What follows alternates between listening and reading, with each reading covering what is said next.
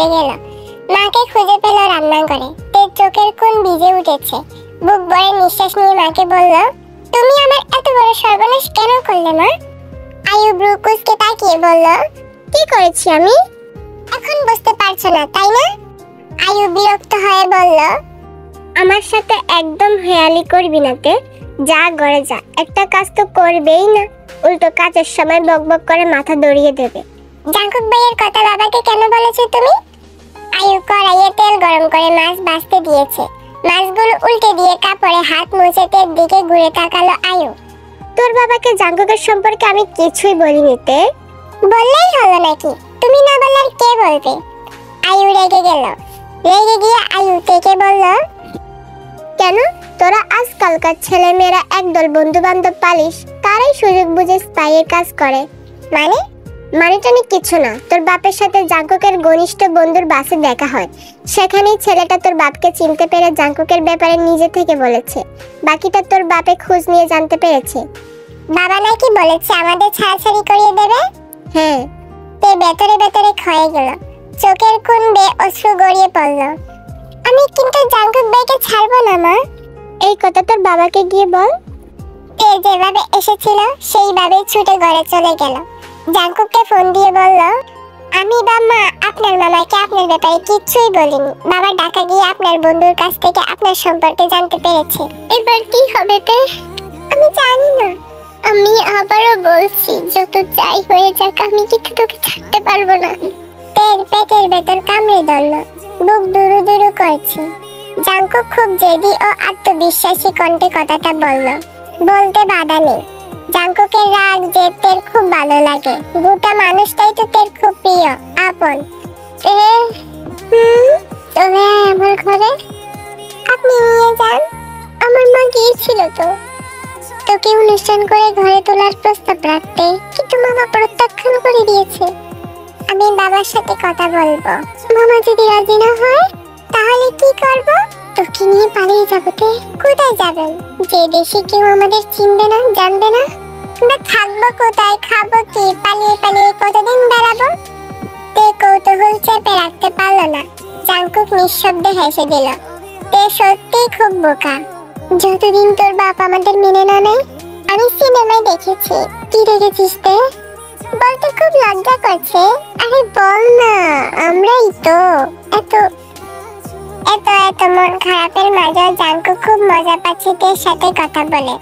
তে নত মস্তিষ্কে লজ্জিত কণ্ঠে ফিসফিস করে বলল, একটা বাচ্চা নিয়ে নিলেই পরিবার মেনে নেয়। জাঙ্কুক শব্দ করে হেসে দিল তের কথা শুনে। সে কি দম পাটা হাসি। তের রাগ হয়ে গেল, রাগে নাকের পাটা ফুলে উঠল।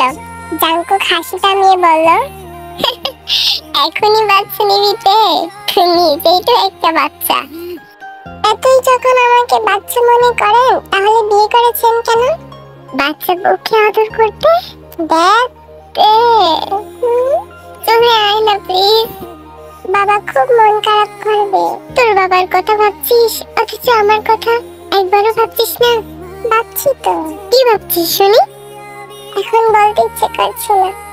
কতদিন তোকে কাছে পাই না, আদর করি না, ভালোবাসি না। তোর কি একটু মন পড়ে না তে?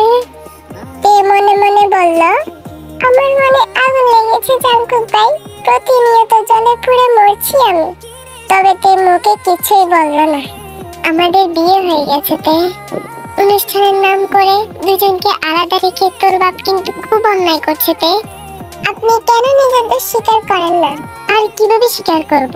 তোর বাপের পা ধরতে হবে? আমি কি তাই বলেছি? দেখ, এমনিতেই আমার মাথা গরম আছে। তুই আরো উল্টা পাল্টা কথা বলে মাথাটা বিগড়ে দিস না প্লিজ। আয়ু চেঁচিয়ে বলল, তে একবার বসার ঘরে আয় তো, তোর বাবা ডাকছে। তে শুকনো দুঃখ চেপে বলল, আসছি মা। কে ডাকছে তে? বাবা ডাকছে। মামা আমার ব্যাপারে তোকে হয়তো অনেক কিছুই বলবে তে, যদিও তুই সবকিছু আগে থেকেই জানিস। মামা যদি আমাদের ছাড়াছাড়ির কথা বলে, তাহলে তুই কি বলবি তে? আমি আপনাকে ছাড়বো না জাঙ্কুক ভাই। গুড। এই কথাটা তোর বাবাকে বলতে পারবি? মাকে বলবো। তোর বাবা যদি জানতে চায় তখন দেখা যাবে। এখন ফোন রাখুন। এক কাজ করতে, আমি লাইনেই থাকি, তুই ফোন হাতে নিয়ে যা। মামা কি বলে আমারও তো শোনা দরকার। বাবার সামনে আমি ফোন নিয়ে কখনো যাই না। আচ্ছা না, আপনি এখন ফোনটা রাখুন, আমি পরে আপনাকে সব জানাবো। ওকে। তে গুটি গুটি পায়ে বসার ঘরে গিয়ে বাবার সামনে দাঁড়ালো। জিহব তার মেয়েকে পাশে বসিয়ে বলল, শোনো আম্মা, আমি সব কাগজপাতি গুছিয়ে ফেলেছি, তুমি একটা সই করে দিবা। কিসের কাগজপত্র বাবা? তোমাকে কিছু জানতে হবে না, সব সময় এটাই মনে রাখবে, আমরা তোমার ভালো চাই। তে তার মায়ের দিকে রাগি চোখে তাকালো। এত কিছু জানতে হবে না মানে? মেয়ের ব্যাপারে এত বড় সিদ্ধান্ত তুমি একা একা নিয়ে ফেলেছো, অথচ মেয়েকে জানাতে চাইছো না, এটা কেমন কথা? তুমি আমার থেকে বেশি বুঝো। আয়ু আজ আর চুপ করে থাকতে পারলো না। এই মানুষটা সবসময় নিজের সিদ্ধান্ততেই অটল থাকে। ভুল ঠিক যাই হোক, সবসময় সবার গাড়ি চাপিয়ে দিতেই বেশি স্বাচ্ছন্দ্য বোধ করে। তারও যে ভুল হয় এটা কখনোই সে স্বীকার করতে চায় না। নিজেই থেকে জাঙ্কুকের সাথে খুব আগ্রহ নিয়ে বিয়ে দিল।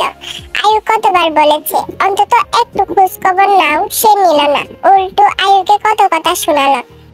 এখন যখন শুনেছে জাঙ্কুক চরিত্রহীন, মেয়ে আদৌ জাঙ্কুকে সংসার করবে কি করবে না, মেয়েকে না জানিয়ে ডিভোর্স পেপার রেডি করে ফেলেছে।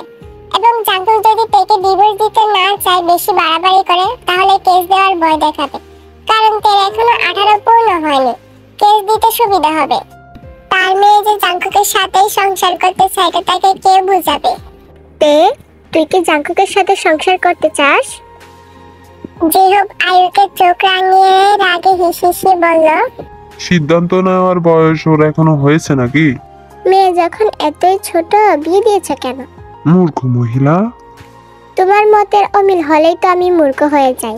আম্মা, তুমি ঘরে যাও, আমরা এই ব্যাপারে পরে কথা বলবো। তে ধীরে পায়ে তার রুমে চলে গেল। ফোন হাতে নিয়ে দেখলো জাঙ্কুক ইতিমধ্যে 5 বার ফোন দিয়ে ফেলেছে। আবারও ফোন দিল জাঙ্কুক। তে রিসিভ করতেই বলল, মামা কি বলতে?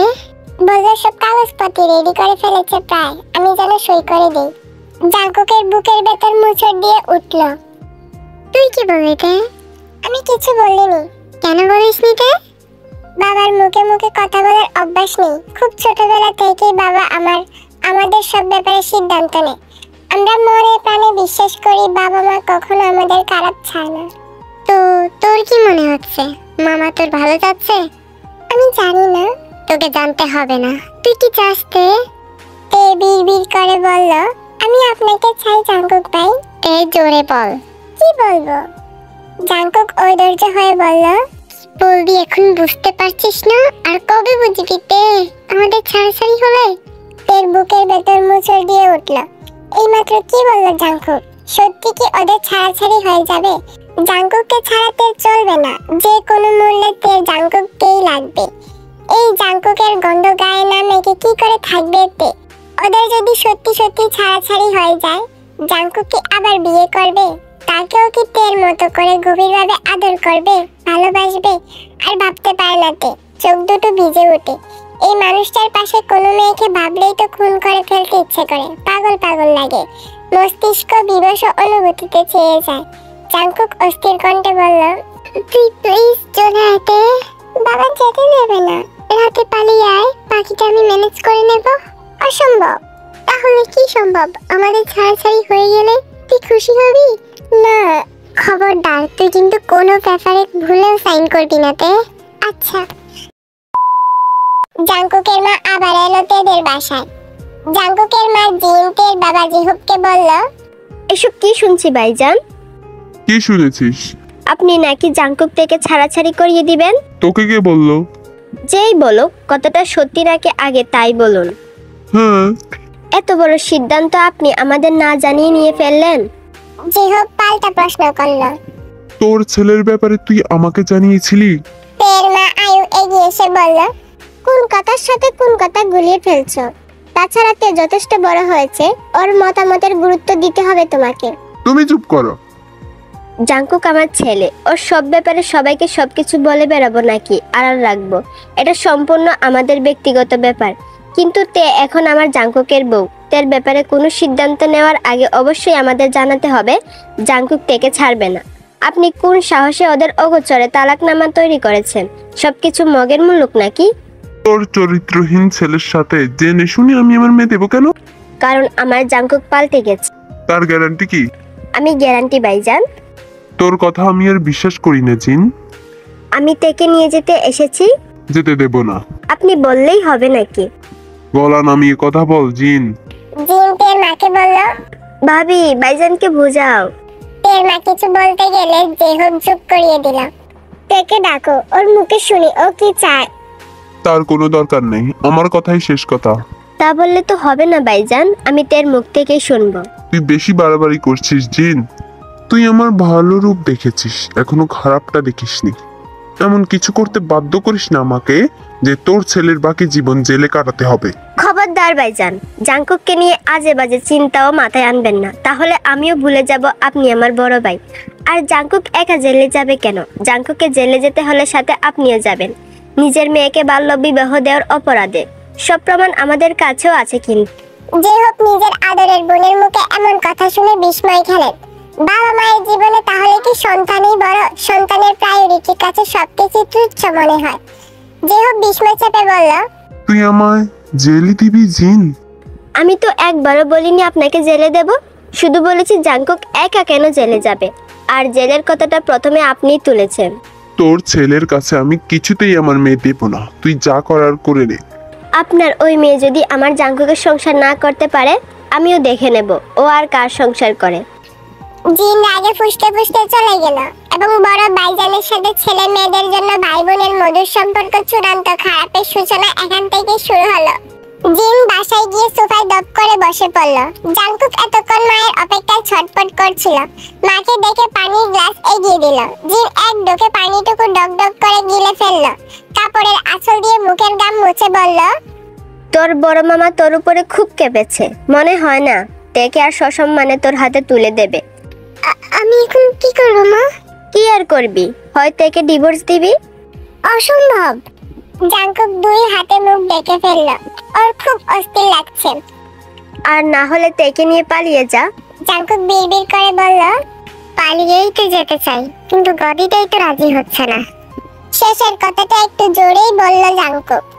জিন উঠে ঘরে যেতে যেতে বলল, তো রাজি করা তোর বউকে। জাংকুক ঘরে গিয়ে তেকে ফোন দিল। তের ফোন বন্ধ দেখাচ্ছে। আশ্চর্য, একটু আগেও না তে জাংকুকের সাথে কথা হলো। জাংকুকের অস্থিরতা বেড়ে গেল। জাংকুক তের কাজিন জেনিকে ফোন দিয়ে বলল, তের ফোন বন্ধ কেন জানিস? না তো। আচ্ছা, তোকে জানতে হবে না, তুই শুধু তোর ফোনটা তের কাছে খুব সাবধানে রেখে আসবি, ভুলে কেউ যেন না দেখে। ওকে? কি হয়েছে জাংকুক ভাই? জেনি কৌতূহল চেপে রাখতে পারলো না। অনেক কিছু হয়ে গেছে রে, আমাদের না হওয়া সংসারটা বোধহয় আর শুরু হওয়ার আগেই ভেঙে যাবে। জেনি বোধহয় কিছু আজ করতে পারলো। জাংকুকে আর ঘটালো না। বাটন ফোন রেখে আসলে হবে ভাইয়া? হবে, তবে আগে আমাকে একবার মিস কল দে। ওকে। জেনি জাংকুকের বলা কথা মতো খুব স্বাভাবিকভাবেই তেদের ঘরে গেল। বড় চাচা সুবার ঘরে। তের কাছে ঘটনা জানতে চাইলে তে নিচু কণ্ঠে সংক্ষেপে ঘটনা খুলে বলল। ও বলল তের কাছ থেকে খুব কৌশলে ফোন নিয়ে গেছে। মায়ের ফোনটা খুঁজে পাচ্ছে না তে, সব ফোন বাবার কাছে জিম্মি রাখা। তবে জাংকুকের চরিত্রের সম্পর্কে কিছুই বলল না তে, খুব সাবধানে গোপন করে গেল। শুধু বলল বাবা ঢাকা থেকে জাংকুক ভাইয়ের নামে কার কাছে কি নাকি শুনে এসেছে। বাড়ি এসে এখন ওদের ছাড়াছাড়ি করার জন্য উঠে পড়ে লেগেছে। জেনিও জানে তাদের বড় চাচা একটু বেশি বুঝদার, রকচটা স্বভাবের মানুষ। উনি যা একবার বুঝে সেটাই ঠিক, আর দুনিয়ার শুদ্ধ সবাই ভুল। জেনি কথা বলতে বলতে খুব সাবধানে সবার চোখ পাকি দিয়ে তের হাতে ফোনটা তুলে দিয়ে ফিসফিস করে বলল, জাংকুক ভাইকে ফোন দিস, তোর সাথে কথা বলবে। এখন আমি আসি, কেমন? জেনি চলে যেতে তেও গুটি গুটি পায়ে নিজের ঘরের দিকে যেতে লাগলো। তের বাবা আচমকা পেছন থেকে ডাকলো, তেকে। কোথায় যাচ্ছিস তে? তে দরপড়িয়ে উঠলো, আর একটু হলেই হাত ফসকে ফোনটা পড়ে যেত। তে চট করে ফোনটা ওনার তলায় লুকিয়ে ফেললো। ঘরে যাচ্ছি বাবা। ওই ঘরে যাওয়ার দরকার নেই, তুই বরং তোর ভাইয়ের ঘরে যা। আজ থেকে ওই ঘরেই থাকবি তুই। কি শুরু করলো তুমি? মেয়েটা কি এখন নিজের ঘরেও যেতে পারবে না? না, পারবে না। আমি যা বলছি তে, তুমি তাই শোনো। তের খুব কান্না পেল। বাবা এমন করছে কেন আজ? প্রথমে তের ফোন নিয়ে নিল, এখন ঘরেও যেতে দেবে না। ফুফুর রাগ বাবা এখন তের উপর যাচ্ছে। তে বেশ বুঝতে পারছে বাবা কি সত্যি সত্যি কখনো জাংকুককে তের জামাই হিসেবে মেনে নেবে না। জাংকুককে তো ক্ষমা চেয়ে নিজের ভুল শুধরে নেওয়ার একটা সুযোগ দেওয়া উচিত ছিল, অথচ জেহব করছে উল্টোটা। জেহবের মুখের উপর কখনো তে কথা বলতে পারে না, আজও সাহস হলো না। তে পা বাড়ালো তে ছোট ভাই ইউনোর ঘরের দিকে। ইউনো এবার ক্লাস 8-এ পড়ে। ইউনো কম্পিউটারে এক মনে গেমস খেলছিল। ছোট আপুকে দেখে হেসে দিয়ে বলল, কি ব্যাপার, তুই হঠাৎ এই ঘরে? ইউনো প্রচন্ড নোংরা স্বভাবের। পুরো ঘর রং তুলি বই পেন্সিল জামা প্যান্ট দিয়ে এলোমেলো করে রেখেছে। বাবার হুকুম, এখন এখান থেকে বের হ। খবরদার ইউনো, আমার ঘর একদম এলোমেলো করবি না। ইউনো মুখে বেঞ্চি কেটে বলল। ঢং। ইউনো উঠে চলে গেল। তে আস্তে করে ভেতর থেকে দরজাটা লাগিয়ে দিয়ে কোনো রকমে ওড়না দিয়ে বিছানাটা ঝেড়ে পরিষ্কার করে গড়িয়ে পড়ল। কতক্ষণ মুখে ওড়না গুজে কাঁদলো তে। জাংকুক বারবার ফোন দিচ্ছে, একটু ফোন ধরতে ইচ্ছে করছে না তে। ফোনের দিকে তাকিয়ে তের কান্নার স্রোত আরো বেড়ে গেল। সহজ স্বাভাবিক সম্পর্কগুলো ওদের জন্যই আজ এত জটিল হয়ে গেল। বাবা ও ফুফুর সম্পর্ক কি আর কোনোদিনও স্বাভাবিক হবে না? তের ফুফু চলে যাওয়ার পর তের বাবা হুঙ্কার দিয়ে বলেছে, তে আগামীকালই যেন সই করে দে। যতক্ষণ না ওদের মুখের উপর কাগজটা ছুঁড়ে ফেলতে পারবে ততক্ষণ নাকি জিহপের শান্তি হবে না। এতদিন তের ফুফুকে 2 হাত ভরে দিয়েছেন, এখন সব কেড়ে নেবার পালা। তের ফুফুর এত সাহস হয় কিভাবে বাবাকে পুলিশের ভয় দেখানো? তের ফুফু কি জানে না যে তের বাবা পুলিশ পকেটে নিয়ে ঘুরে? বাবার এই কথাটাই না হলেও 20-25 বার বলা হয়ে গেছে। অনেকক্ষণ কান্না করার ফলে এখন একটু হালকা লাগছে। তে গভীর দীর্ঘশ্বাস ফেলে ফোন রিসিভ করলো। জাংকুক অস্থির হয়ে বলল, এতক্ষণ ফোনটা ধরিয়ে না কেন তে? এমনি। তোর কণ্ঠে ভেজা কেন? তুই কি এতক্ষণ কেঁদেছিস? তের আবারও কান্না পেল। এই মানুষটা এত কেন বুঝে তেকে? তে কান্না চেপে মিথ্যে করে বলল, না, আমার কাছ থেকে কি লুকাচ্ছিস তে? মা চলে আসার পর মামা কি তোকে কিছু বলেছে? কি বলেছে? বলেছে একটা পেপারে সই করে দিতে। কিসের পেপার জানিস? তুই কি বলেছিস?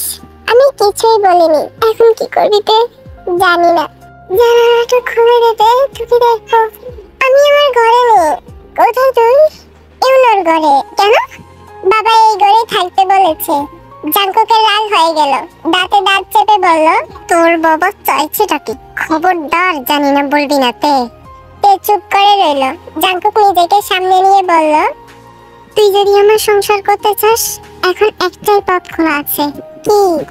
আজ রাতে পালিয়ে আসবি। আমরা দুজন কিছুদিনের জন্য কোথাও চলে যাব। তে মুখে ওড়না চেপে ভীতু কণ্ঠে বলল, বাবা যদি জানতে পারে তাহলে মেরে ফেলবে আমাকে। তুই এখন শুধু তোর বাপের মেয়ে না, আমার বউ। তোর বাপের থেকেও তোর উপর এখন আমার অধিকার বেশি। তবু তোর বাপ আর কতদিন তোকে আটকে রাখবে জানি না। আব্বে আরেকবার যদি জানি না বলিস কি করবে? জাংকুক রেগে গিয়ে হেসে ফেলল। ফিস ফিস করে বলল, চুমু দিয়ে গাল দুটো লাল করে দিব। তের মুখেও লাজুক হাসি ফুটে উঠল। ইস, মানুষটার মুখে কিছুই আটকায় না। আমি অপেক্ষায় থাকবো তে। আমার দৃঢ় বিশ্বাস তুই আজ আমাকে নিরাশ করবি না।